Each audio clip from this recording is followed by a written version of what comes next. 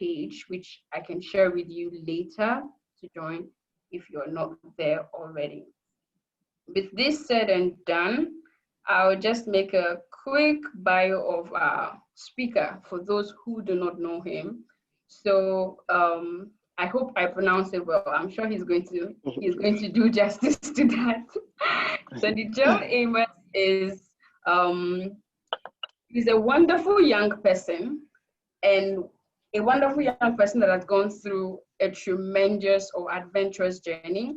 I'll just make a key highlight on some of the things I think you should know, such as him winning Botswana's first Olympic medal at the age of 18 and breaking the world junior record at the London 2012 Summer Olympic Games.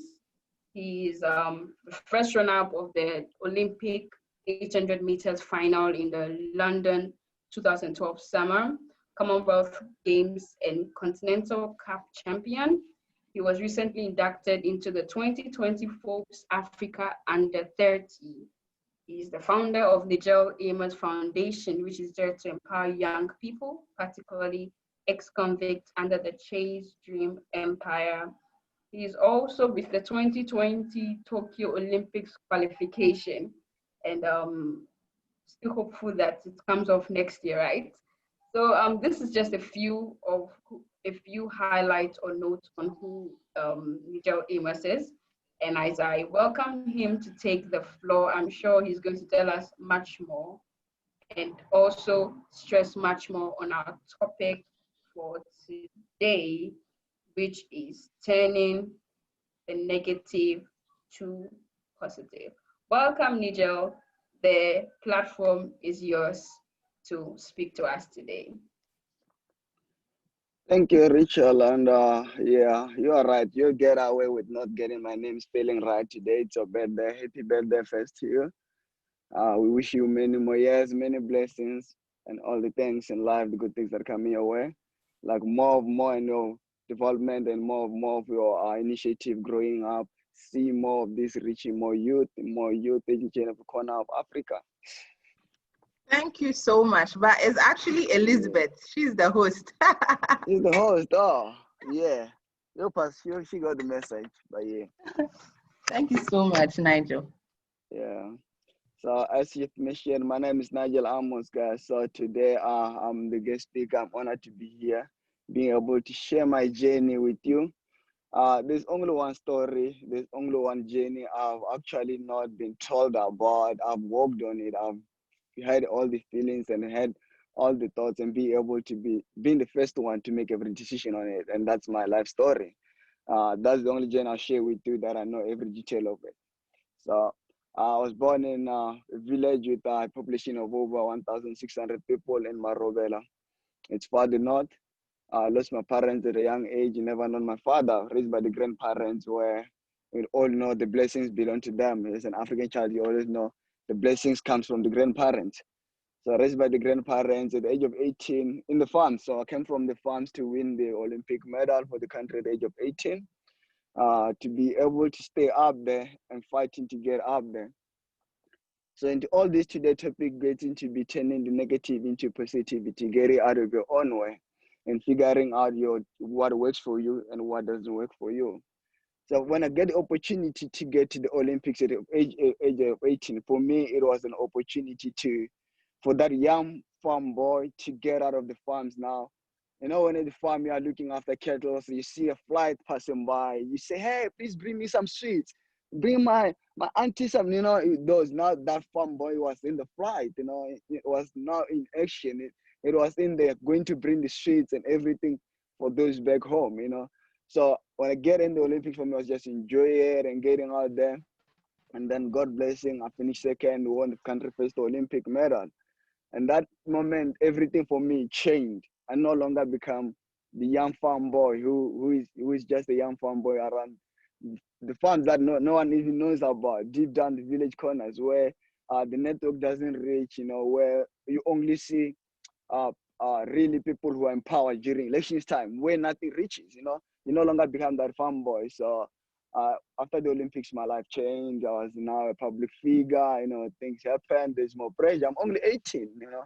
That means I'm going to try to still live as an 18-year-old kid. You know, I'm still a kid. I still have to live as that 18-year-old kid. And then remember, that kid is guiding himself. You know, doesn't have a father figure around, have the grandparents around, but the kid is guiding himself most of it. The kid spent most of his life in the village. I went to the city, a 16-year-old. So after winning the 18-year-old boy, this is my first paycheck. Remember, first 18-year-old boy, the farm boy, now I have the money in his hand, had the paycheck, all the things I always desire. So I want to buy the fast cars, I want to be out there party, I want to do all those things. You know, you are in that position of doing all those things. But unfortunately for me, it wasn't that instance for me. When my parents passed away, my grandparents took me in.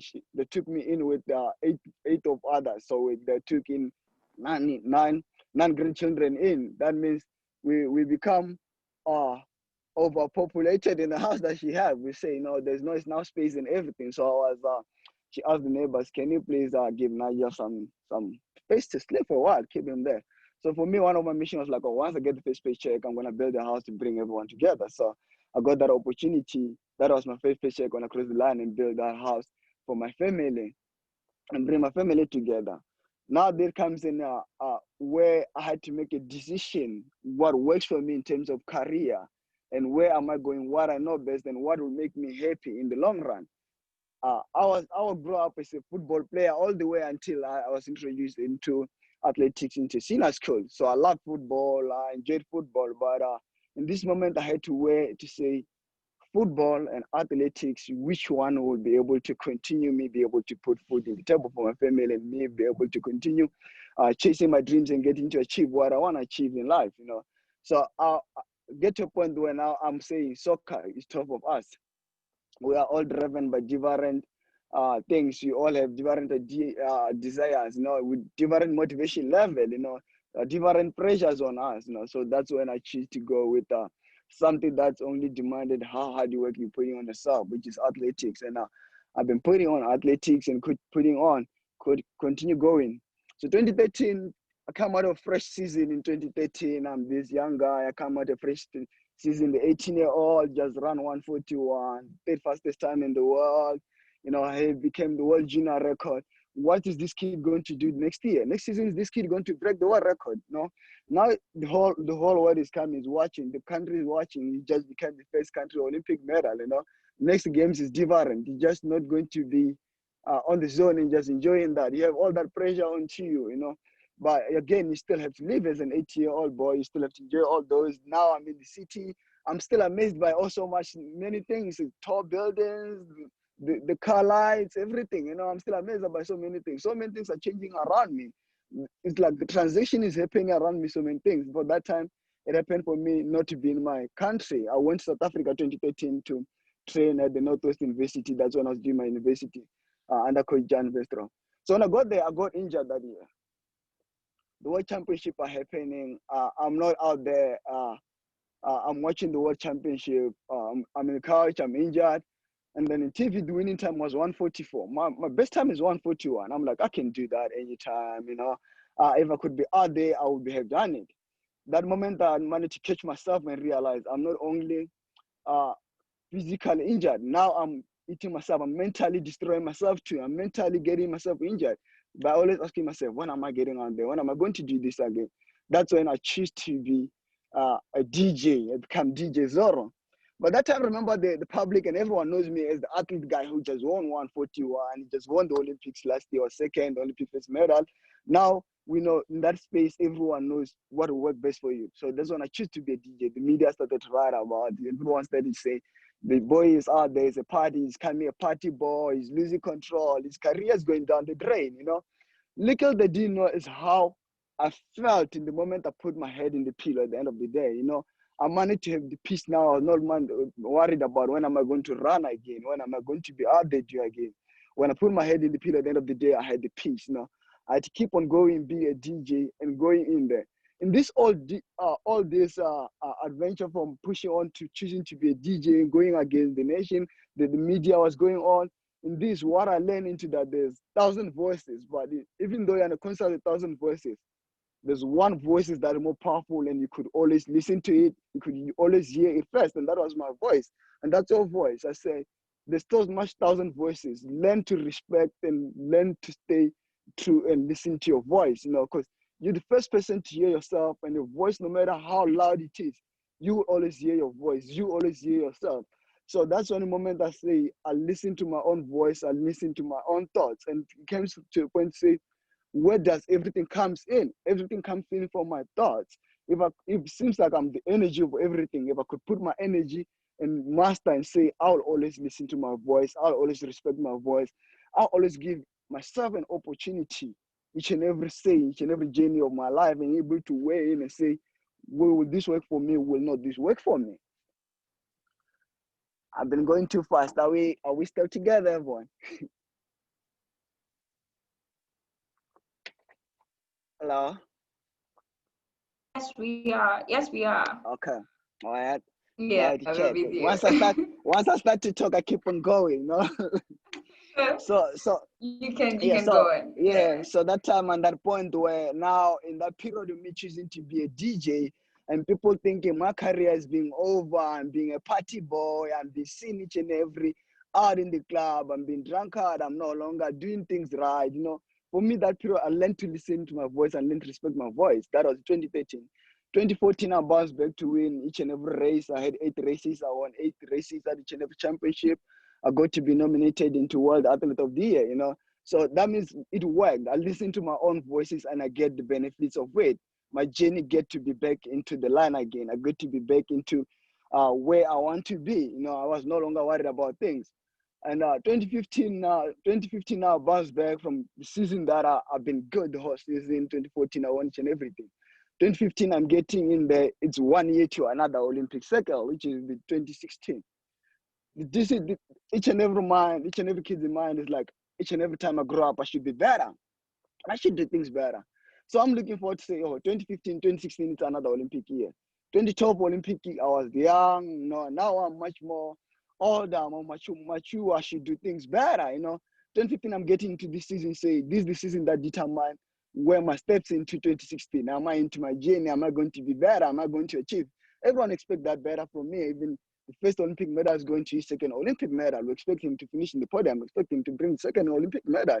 See, I got into 2015 season, Barnes win the race, each and every race that Monday races I won into, ran the fastest time into the world, And then getting to the championship now, to the world championship, I wasn't ready for the world championship. Physically, I was ready for once of races. What I didn't realize was the world championship will need more packaged, will need more stamina, will need more advanced and more recovered Nigel to be able to come back to back and do that better. So I didn't do well into the world championship that year, dropped out in the same final. But I'm coming back to the Olympic next year. I got to keep motivated. I got to keep believing that I can do it. How am I going to keep that believing that after I get out of the season that was going to be able to give me the light? But now I'm getting out of this season, knocked out into the World Championship. There was one more race was left after the World Championship. I said to myself, just go into that race and give all you have and see how far you could go. It was the same guys who I was racing the World Championship final. I lined up with them. I give all I have, and then I won the race. It's like what I learned from that race. It wasn't my day. I give all I had. I did all I could do. It was just in my day when the World Championship that day, because I missed it 0.5 seconds to get into the final. So what I realized, it wasn't my day. This is the same field that beat me the other day. This same field that I beat it today. It was just in my day. And then I realized we could have our dreams. You could say, this is where I want to be. This is what I want to achieve. But we should remember, it's not a mad thing. It's something that is being planned. And the plans doesn't happen at the time that you anticipated them to happen, most of it in plans. So it's something that you plan, you're putting out there, but you don't have, you put yourself into it, say, I want to do it, but you forget that it's not map thing. It might not happen at the time you want it to happen. And then we're buzzing back to the 2016 Olympics. That year, 2016, off season, I have some health issues. I didn't train well, so that means I'm getting some extra pounds, some extra kilos. 2016, the Olympics are arriving. Are coming each and every month. Is arriving. January, February, each and every day is getting closer. I'm still not getting better. I'm still not getting to be able to do 2-3 sessions a week because of the health issues, because I can't recover back to come back to back each and every day. So I get to the Olympics, get into the Olympics, I know I was 10 kg extra my race weight. Get into the line, I knew I'm not going to be able to do better than I did when I was 18 in the London Olympics. But everyone doesn't know that. For them, they only see the world, they only see the 1 minute 41 I'm in the TV. They don't know what happened behind the 12 months or the 6 months that took me to come into the 1 minute I'm going to be in the TV, you know. But I knew that in that 1 minute, the 6 months that it took, it happened for me. I came here, I'm 10 kg extra, but I lined up in that line knowing that from a 2 million population country, you don't get so much opportunities to be a second-time Olympian, you know. I wanted to do it to myself. I wanted to do it again and be like, I lined up knowing that I'm not going to do better. But the moment I crossed the line, I got crushed. I was like, this is the platform when I came when I was 18. I left this platform with the Olympic medal. Now I'm leaving on the first round and I'm last in the first round. I got crushed, even though at the start line I knew that I don't have a room anywhere except in savings. I don't have a room anywhere that I'm going to be done. You know, I got crushed, but then it becomes like it's 4 years. You haven't achieved anything much. You haven't hit the dream that you thought you will hit. People expecting more today. You're walking out of this line without it again. You know, how am I going to get motivated to keep on to going to the next Olympic circle? You know, that's when it comes to say evaluation. Evaluate yourself. It's very important, and be honest with yourself in evaluation. That's when I sat down and say, what it took for me to get to the top in London Olympic. There was less answers. I got to the top with less things. I don't have record how I got to the top, most of it, how I won the Olympic silver, most of it. That's when it comes, it's easier to get to the top, but the harder is to stay on top. You know, so then it came to say, what does it take for me to stay on top? What will it take for me to win the championship? What will it take for me to be able to become that pro athlete, be able to go championship and championship races and deliver? That's when I had to be honest myself to say the lifestyle, you know, dropping the parties that I have to go and be able to be more disciplined and be able to listen more better and be able to do things better. And then I decided to move across the world to decide where I am now in the USA and train here, which is like you're leaving your content to go to another continent, and you want to do things better, you want to achieve things better. For me, it was a point where firstly, are you going to live to be better on yourself, or you're going to be live to come back and deliver where you started everything? So for me, when I get out here, I say to the coach, listen, coach, I want to be back on top again. I want to be back to be that kid again somewhere, because I lost the little kid I was, you know. That's when I realized it's really important to not lose the little girl or the little boy you have when you're young. That kid, when you ask, what do you want to be when you grow up? And they'll say a nurse, then they have a zero hesitation that they'll never be a nurse or a doctor. So somewhere along the line, I lost that kid. So when I came down to UGS, I was like, coach, I want to help me get to be that little kid who was lining up in London, excited about meeting people, excited about getting to the Olympics, excited about little things, who are celebrating the micro victories again. You know, and then I was like, okay, we're going to do that. We're keeping it going. And 2017 get here, I was like, okay, I'm a 141 guy. We have 4 years to the 2020 Olympics. 2017, I wanted for me to run 143. 2018, I want to run 142. 2019, I want to run 141. 2020, the Olympics, I want to be ready to break the world record. Are we able to going to be though that? Is it possible, coach? And he said to me, you are broken. Not only physically, mentally too. You know, and that's when brutally came to say, he's right. Mentally, I'm broken. I've been putting myself into the line. I've been overthinking. I've been saying, I want to do this. I've been not taking break to listen to my mental part of it from all the broken years from 2012, 2016, when I didn't achieve the dream. So it's like, first, let's work into mentally and physically, you'll be able to do a session back to back. That's when it came to say, what does it really take for you to stay up and all the things you need around you to stay up and deliver to the level you want to be into? And then now it comes to a point where it's I come from this family where we go with 1 meal a day. And then you get used to like 1 meal a day takes me the whole day. You get used to make yourself, you're getting used to have 1 meal a day. Even if you have food, you just say, I can go through 1 meal a day. I want to get myself used to this, because the days I will not have this, I don't want to suffer. I want to be able to go through the day, be able to know that, it's okay, something that I could do every day. So now when I came down here, and then the coach was saying to me, you're only not broken mentally, physically, physically take you for being able to understand that around you will need the dietitian and all this. So now the dietitian comes into me, tells me, in the morning, because you don't finish your session better in the mornings at 10 o'clock, how about you eat something at 7 o'clock? For me, that time, it was the time where I just woke up. I'm taking all my life when I was a young boy, I'm at 7 o'clock, I'm out to the kettles. I'll find whatever I'll eat in the bush, whether wild fruits, whatever I eat in the bush, I'm out to the kettles. So there's nothing like breakfast. You have whatever you had that was made for you, you eat it in the lunch or something. So now it comes to where I have to adjust to be able to take on the breakfast and be able to move slowly and be able to go day by day. I'm adjusting to it. I'm telling the dietitian, listen, it's not like I can't do it. It's that I've grown up with this in my, it's something that I have on me that from the young age that I have 1 meal a day, I can go through it. It's like, no, but if you want to get to that level, you want to be able to do that, you have to be able to do sessions and finish them efficiently. But now you don't, because at the end of the session, the dinner you ate last night doesn't give you the energy now. You need to eat a little bit in the morning. So for that, for someone, I think it was a little bit teach of like, just choke that meal in the morning, Nigel, and get to the session. But for me, it wasn't that choke that meal. It takes a little bit of water, just like taking that oats in, taking those things in, and getting out to have the therapist around, have to have the strength coach around, have to have psychologist around, those people around to be able to talk to. It's all these things I took decision and I come to myself that if I want to be on top, I need these people in. But to bring these people in coming from a background, a family background, or be raised from a strategy where there's not all those things being maintained into you. You're not exposed to these things. You get exposed to these things. Now when you're old, you have to talk to psychologists, talk to someone, you have to tell them how you're feeling and everything. It's a box that you're not comfortable to do, but it's something that you need to be where you need to be.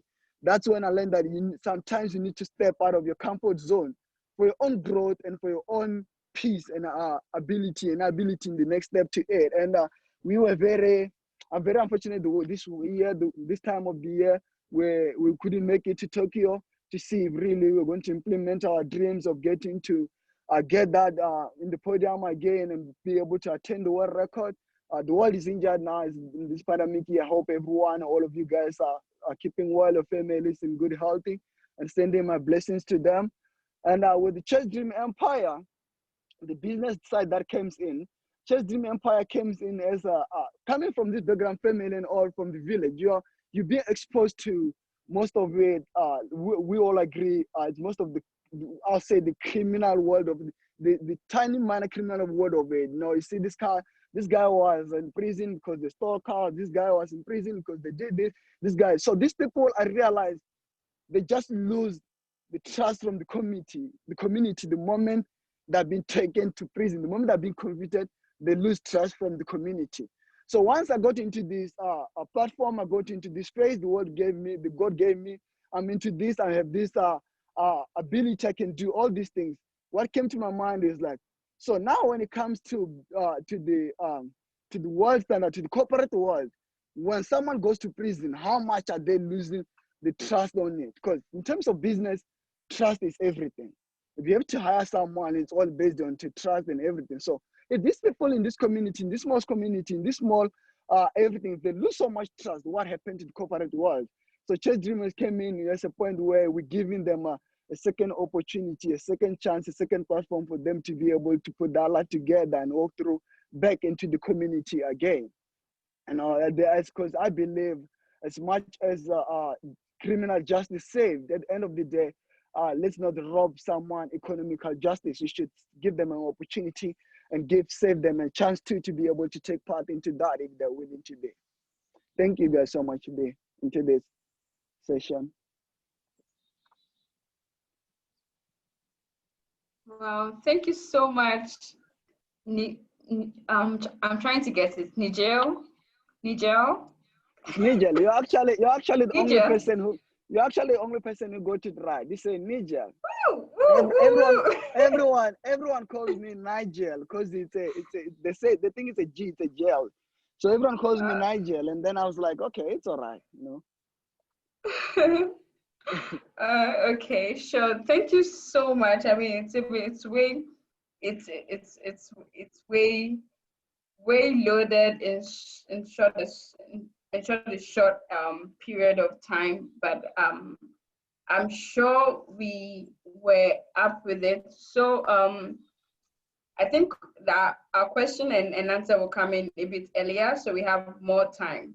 So guys, feel free to send your questions now on the chat box. It's open. Ask any question at all you may want to ask. A few things which I got and which I loved about your story or your presentation, particularly the part where you talked about giving ourselves opportunities, giving ourselves opportunities. Yeah. I wish you could share with us how, I mean, it was a full story, but at what point in time did you make up your mind that athletics is your thing? And how were you able to withstand pressure? Okay, I don't know how it is in Botswana, but I have this perception that it's probably the same in every African country. That esteem that comes with being good with the school, being good with school things, and it's not so easy to convince parents that I don't want to do school things. I want to do sports things. I mean, in this part of the world. So first, at what point did you realize that, you know, I'm going for athletics, like that's what I want to do? And secondly, how were you able to withstand the pressure of other people? I think for me, the moment I decided that I'll go with athletics was the moment the first paycheck comes in. You know, when the first 50, so when that first paycheck in, and I got an opportunity to build a house to bring everyone together as a family again. Because that time I was staying at a family neighborhood house, you know, because you couldn't stay big enough at family home. The family house was not big enough to accommodate everyone. So I think when that first paycheck come in and be able to do so much things for myself too, and now and travel the world and be able not be get into that flight now, not be in the farm and say, hey, bring me some sweets, and being able to know how is it to be in that flight and be able and you know how is it to be in the farm out there, you know. And when it comes to say how did I manage to take the pressure of the people and be able to go overcome it, somewhere along the line when I listen to my own voice, I managed to catch it so that at the end of the day, no one will feel sorry for you as you feel. You know, we will say, oh, sorry, Elizabeth, I didn't get it. Oh, sorry, Rachel, you didn't get it. But at the end of the day, there's extra length of it, of feelings that you're going to feel. You're going to feel it more than everybody, you know. So I got to get out there and be able to listen and respect my own voice and be able to say, this is what will work for me. If it doesn't work for me, that's what at some point I thought it worked for me. I hold myself accountable. I take pleasure on it that I tried. It didn't work out for me. At least I took a step. I didn't think about it only say if I could. No, I acted on it, you know. Okay, and so I mean, your story is very interesting because also you started at a very young age. I mean, experiencing this tremendous achievement at such a young age. Do you have any mentors? Do you have people that are currently maybe your coaches, mentors? Who do you look up to? I grew up, you know, as I said, you know, grew up without a father figure, grew up with the grandparents and all those. You grew up as a young boy, spend most of in a year, you spend most of the days, your days in the bush, you spend most of the days in the mountains with cows, you know. So you get to learn how to get tougher, you get to learn how to get strong by your own self, you know. Well, I remember when I now go to school, I go to boarding school, and then I get to my first boarding school. I lost so because when I was going to a junior school, we were working about 12 kilometers a day, which is 6 kilometers to school, 6 kilometers back. So one morning when I was walking down to school, I was late, and then there was a truck passing by. I tried to stop the truck, and the truck didn't stop, and there was a little bit of speed bump just not far where I was in the truck, which means the truck will slow down to pass the speed bump. When the truck slowed down to speed bump, I just ran like a little bit and jumped into the truck, you know, without the driver permission. So and then when I get to the stop when the school was, I wanted to stop by the school and say, hey, bro, stop, I'm here. This is where I stop. I didn't know that there's someone in the truck. I didn't stop. So I jumped off the truck and then I lost my front teeth, you know. I was in a junior school by that time. So now I'm becoming this little boy who become the toothless young boy in a junior school. You know, you get in a junior school where it's all about jokes. They'll always pick you up. Now you get into school to be the toothless young boy. People laugh about it. They'll make joke about it. They'll give you names about it. And that time I was like, it's two ways. And then after the accident, I spent about 2 months in hospital. And when my first day getting to school, our class was packed. Everyone was like, "When I see the toothless boy, when I see the toothless boy."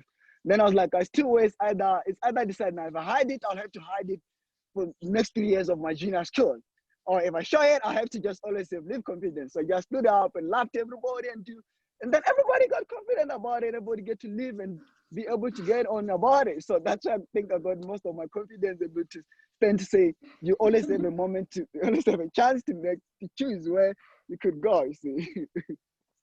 Yeah. Interesting. Yeah. So how old are you now, if you don't mind sharing with I'm us? 20, I think it's part I'm, of it. I'm 26 now. Oh, great. Wow, wow, Yeah, I wow, turned wow, 26. wow, wow. I think that should be like the age rate of most of us here already. Okay. All right. So um as far as athletics is concerned, how long are you willing to stay in this career path? Do you uh, see uh, yourself doing something else? yeah, I see myself living the athletics career path at a young, very soon when I'm still at my level best, when I'm still performing well, you know, and use the opportunity to spread it out to another phases of life to my foundation and to use my voice to reach more youth and to give more youth opportunities to that God gave me, that someone gave me too, you know. Yeah. And how long do you think this will be? In how many years to come? Are we still going to have Nijel Amos in the next 10 years? I still have to achieve that Olympic winning dream. I still have to achieve that world record dream. I'm still chasing them. So yeah. Indeed, indeed. I gotta keep Chasing it every day fast. chasing them. Yeah. Keep on And chasing your dreams. You know, every morning you wake up, every morning when I wake up and then my legs hit that floor, it's time to chase dreams. You know? interesting. Yeah. Guys, so we sent an evaluation form. A poll was conducted, and I don't know if you saw it. If you did, I guess you filled it. If not, I'm sure Rachel would send it again. All right. So just something also about the point in your life where you talked about finding Christ. Yeah. Yeah. Can you throw more light on how your experience was and what has been the effect of your faith on your journey? I think for me, my faith came into when the way my parents, where I was raised. You know, when my grandmother raised me, she lost none of her children. You know, and she had to raise none of the great grandchildren. So her faith was every time I could always see her kneel down and pray to God, even though after losing nine of her children and her husband. You know, so I could say this woman still have faith to God, still praying that. It's like she's like God is giving me power to raise my grandchildren, and they're growing up, you know. And then along the way, when I grow up, I realized I was given the talent, you know. And for me to be able to keep it going, for me to be able to know direction, I should always ask where the talent came from, you know. It's kind of like you have your idea that I want to open a laundry shop, but my laundry shop the laundry shop that I'm going to open, I'm going to work on into to wash the school uniform for kids who can't afford to wash the school uniform. But how am I going to make funds from donations or ask donations from people and wash this kids uniform? But along the way, you get to forget why you started the dream. You know, you forget that you started it to wash uniform for the kids who can't afford to getting funds to do something else. So it was, I guess it was something kind of like that, you know. Interesting. And talking about that, the Nijel Amos Foundation, can you tell us more about it? What do you do? I know it's focused on the ex-convict and Can you tell us a bit more of what's It's entailed? Nijel Foundation basically it's a corporate. I call it a corporate image of Nigel, of myself. We're trying to say as much as I'm out there putting Botswana in a map into international things, into sports and all those. We want to be able to transit the same thing and put into the same thing Botswana tourism, Botswana people, and be able to share the image and the story of the life of the people of Botswana and the life of the people of our continent, Africa. Interesting. And how long has it been since you started? It was founded in 2016. It was founded in 2016. It came as it's a baby that was born out of a music festival. So we had a music festival that we call Zipokuma Rovela in my hometown. So the music festival was done. The purpose of it to start was like, okay, let's make a music festival, make money and buy a school bus for kids who are going to secondary school so that maybe they shouldn't get into a truck and jump and lose that shit like I did, maybe, so, so something like that. So let's start the music festival. We make funds from the gate entrance, from the sales. We buy the school bus. So the festival wasn't doing so well. We were losing money out of it. We were like, okay, what would be the best thing that will give us a chance to be able to accomplish our mission and our vision in a way, but not losing our money? And that's where the foundation was born in 2016. And so now we're still working with school kids, we're reaching school kids, we're helping with school kids, most of it. We haven't reached other sectors of life, other sectors of people in Botswana and all West Africa. Interesting. And if you could change one thing about yourself, what would it be? I mean, looking at your journey. I think I'll allow myself to make more mistakes now. I'll allow myself to say yes to so many things. Yeah. No, I'll allow myself to say yes to so many things. I'll avoid to be scared, I'll allow myself to slow down and not think about the future in each and every second, and allow myself to be in a moment, I sit down in so many times and be like trying to catch into memories that I had in the past. And most of them is like, oh, they just pale, they just gray, And I realized that I lost so much moments and memories across into the past because I was never in the moment. I was always thinking about the future. So now, like, I'm carrying those memories, but they're all gray. I don't have much into it. So one thing, if I could change, I'll learn to be more into the moment and live more into the moment. Great. We have one question from Emmanuel. It says, how do you withstand failure on your way to success? Embrace it. Embrace failure.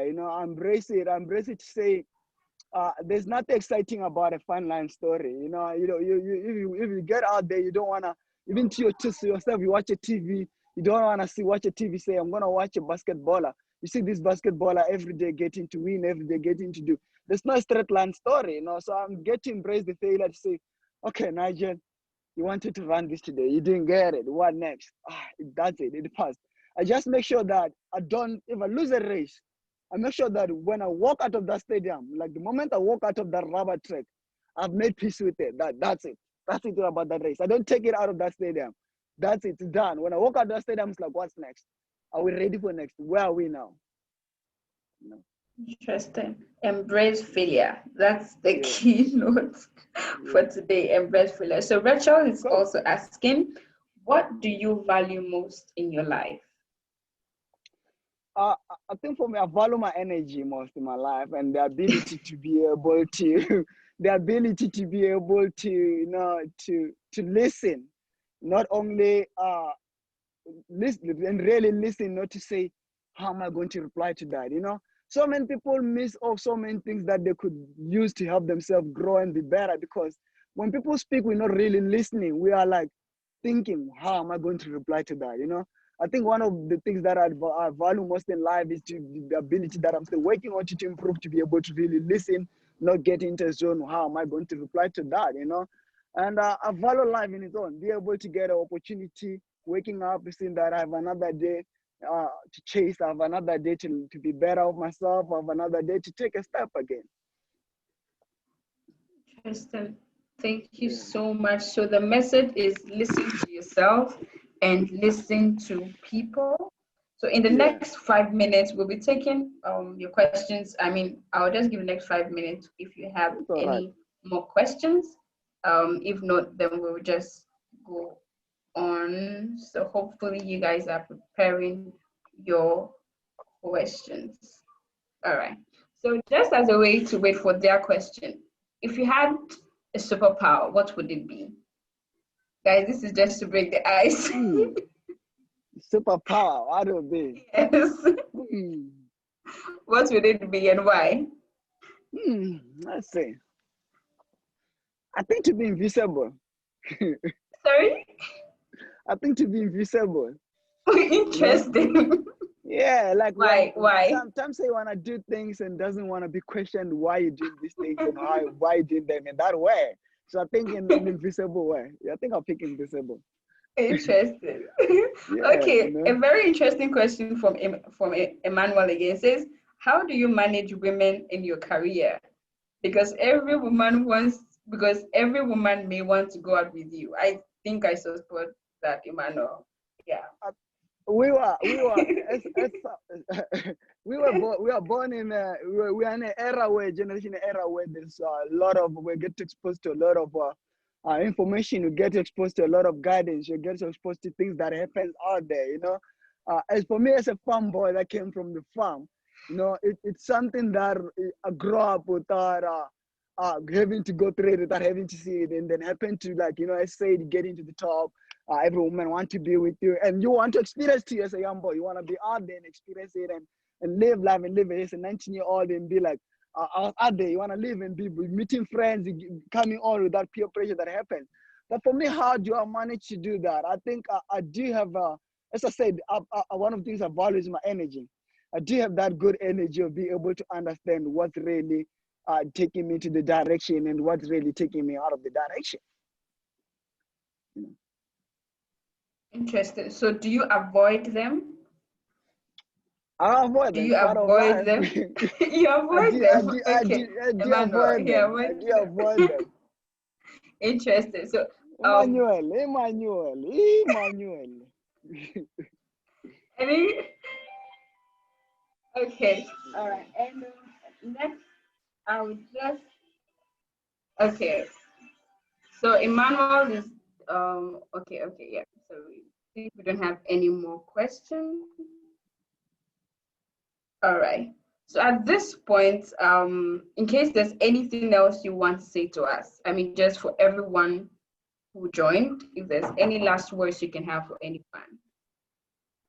I just wanna share my positive energy and my love and say, let's keep on, guys. Let's keep on holding the hope. Let's keep on holding the faith and keeping on, giving our dreams a chance to manifest. You know, going with the pace that allows us to be at peace with our own self and peace with our own environment, and keep on going, especially during these times when the world things are not going on our own way and all that.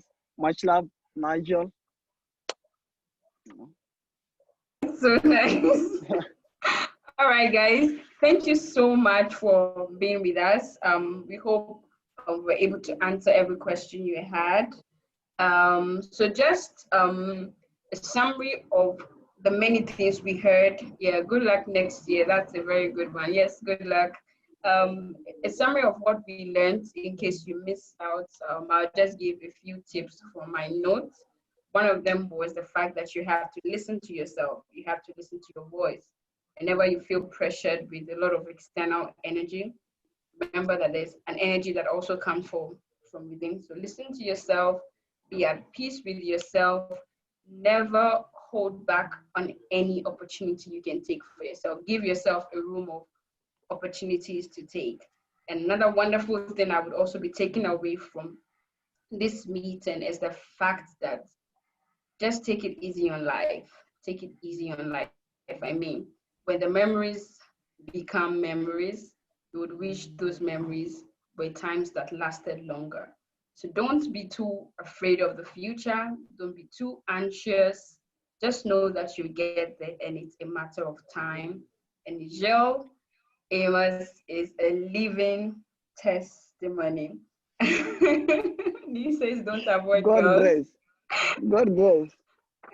Right. So guys, I know this is going to be a surprise to Rachel, but today is Rachel's birthday, and I just want a few minutes for us to wish her a happy birthday. So I'm not a good singer, but Rachel, happy birthday to you. Oh, thank Rachel you is the so founder of GYLCD, and we just thought today being one of our sessions and today also being her birthday, it's be a nice thing for everyone on the page to send a happy birthday message to Rachel. Thank you so much. Thank you so much. Oh. So on this note, I would give the floor to Rachel to give the vote of thanks as we move to the announcement. Yes, so Nigel, I wasn't at the beginning, I wasn't really attentive, but I joined in later, and I can testify that this was really a good one. At least you motivated me, and I believe that everyone was motivated as well. Thank you so much for wanting to be part of this. We don't take it for granted. So thank you so much, Nigel, and we hope to have you again sometime. And thank you all so much for the birthday wish. I'm seeing everything. Thank you all so much. You all mean a lot to me, and I appreciate you all. And thank you so much, Elizabeth. I wasn't expecting this. Thank you so much. I appreciate you. I appreciate the team. I appreciate the members. I appreciate each and everyone on here. Thank you so much, and God bless you all. Amen. Thank you so much, guys. So on this note, oh yes, Nijel, we hope to have you again sometime. Yes, okay. So we are sharing Nijel's email address. Yeah, so in case you feel like you need Nijel to speak to you more, maybe not about girls, but yeah, I'm sure he'll be willing to do that. So in this note, guys, thank you all so much for joining today's session. Don't forget that we have other sessions which we have on GYLCD, such as the Share Your Journey session. And if you're not already on our WhatsApp group, feel free to join. The link has been posted, and we hope to have you same time, same app next week Saturday for another awesome session. Good night and enjoy the rest of your day. Bye for now. Bye. Yes, bye everyone. Thank you all so much.